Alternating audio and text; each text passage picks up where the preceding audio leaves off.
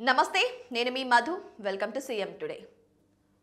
Jubilee Hills తో పాటు మరో 10 స్థానాలకు బై ఎలక్షన్స్ ఎస్ మీరు వింది కరెక్టే సో ఇప్పుడున్న సిచ్యువేషన్స్ చూస్తుంటే అదే కరెక్ట్ అనిపిస్తుంది ఆల్రెడీ మీకు అందరికీ తెలిసిన విషయమే 10 మంది ఎమ్మెల్యేలపైన ఈ పార్టీ పిరాయింపు వల్ల నోటిఫికేషన్స్ కూడా జారీ అయిన విషయం కూడా అందరికీ తెలిసిందే సో ఈ టాపిక్ ఇప్పుడెందుకు తీసుకొస్తున్నానంటే నేను ఎవరైతే ఈ పార్టీ పిరాయించారో ఆ 10 మంది ఎమ్మెల్యేలో ఒకరు మినహా మిగిలిన 9 మందితో సీఎం రేవంత్ రెడ్డి భేటీ అయ్యారు సో అక్కడ చర్చించడం కూడా జరిగింది అందుకోసమే నేను ఈ రోజు ఈ మ్యాటర్ గురించి మీకు మొత్తం క్లుప్తంగా చెప్పే ప్రయత్నం అయితే చేస్తున్నాను వీడియోని ఎక్కడ స్కిప్ చేయకుండా చాలా జాగ్రత్తగా చూడండి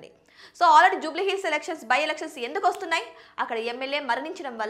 అక్కడ మళ్ళీ ఇంకొక స్థానం ఖాళీ ఉంది కాబట్టి అక్కడ బై ఎలక్షన్స్ వస్తున్నాయి కానీ ఈ 10 మంది ఎమ్మెల్యేల విషయానికి వస్తే వీళ్ళు ఉన్న పార్టీలో గెలిచి మరొక పార్టీని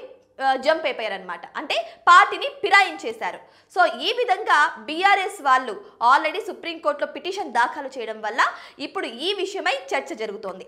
అయితే ఎవరైతే పార్టీని ఫిరాయించారో వాళ్ళందరి మీద వేటు పడే అవకాశాలు అయితే ఎక్కువగానే కనిపిస్తున్నాయి అయితే సుప్రీంకోర్టు ఆదేశాల మేరకు చూసుకుంటే సుప్రీంకోర్టు ఏమని తీర్పు వెలువరించింది అంటే